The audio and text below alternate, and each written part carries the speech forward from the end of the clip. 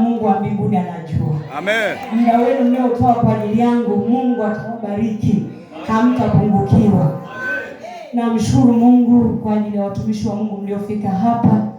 Ninajua kazi yenu sio bure, na ndio maana Mungu aliwaandaa nyinyi ili muweze kutuinua sisi. Mungu wa mbinguni awabariki sana sana. Nina mengi ya kuzungumza, lakini huu muda wangu si wa kuzungumza.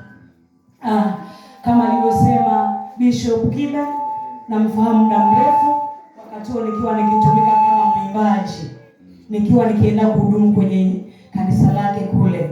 Kwa hiyo ni mtu mmoja, na yeye ana moyo mweupe, moyo safi. Tumetembea naye vizuri sana. Tukakutana pia kule Nairobi na baba ambaye ndio askofu wetu. Nikaona moyo wake naye unaendana na mimi. Sisi tunaelewana. Amen. Tunaweza kukimbia pamoja. Amen. Niseme hivyo, namfahamu. Wewe unaweza kuwa na maswali mengi, lakini Baba wa mbinguni ametuthibitisha pamoja. Kwa hiyo hiki kitu kimenibariki moyo wangu. Nikaona niseme hapana. Bishop Kibe ambaye ndio mtumishi wa Mungu, nikamwambia tumuite baba aje aniwekee mikono. Amen. Haleluya. Naona watumishi wenzangu tuliosoma wote chuo cha ISOM cha Biblia, nimefurahi. Nimeona waimbaji wa MKC kwaya. Naomba msimame kwaya yangu hii. Naomba msimame tafadhali. Huko ndo nilipoanza kutumika, mwenyekiti wa kwaya, mwalimu wangu wa kwaya yule pale. Nimefurahi sana. Na ndugu zangu, binamu zangu wote, Maria na nani, simameni muone. Wow, nimebarikiwa. Kuna kaka zangu kule.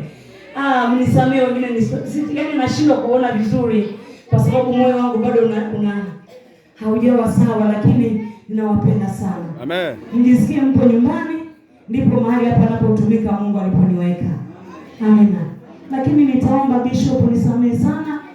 Nitaomba watu wawili hao waje mbele kwa heshima zenu muweze kutambua ambao wameweza kunishika mkono. Emi Erasto, tafadhali come here. Emi Erasto, wewe Erasto, hawa watu wamenishika mkono sana. Erasto, nakuomba tafadhali. Hawa ni watoto wangu. Erasto, naomba mara moja.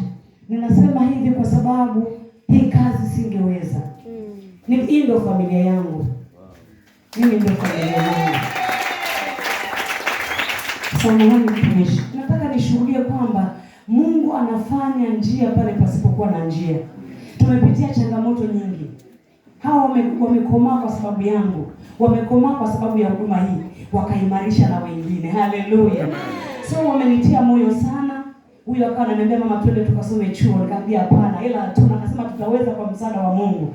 Tukasoma wote chuo kule ISOM. Huyu ndio alionisukuma.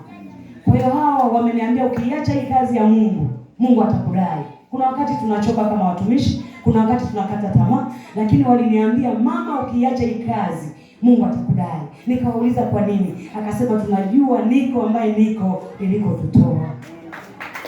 Najivunia wao. Amen. Kama familia yangu. Ni mama mwenye familia watoto wangu wawili.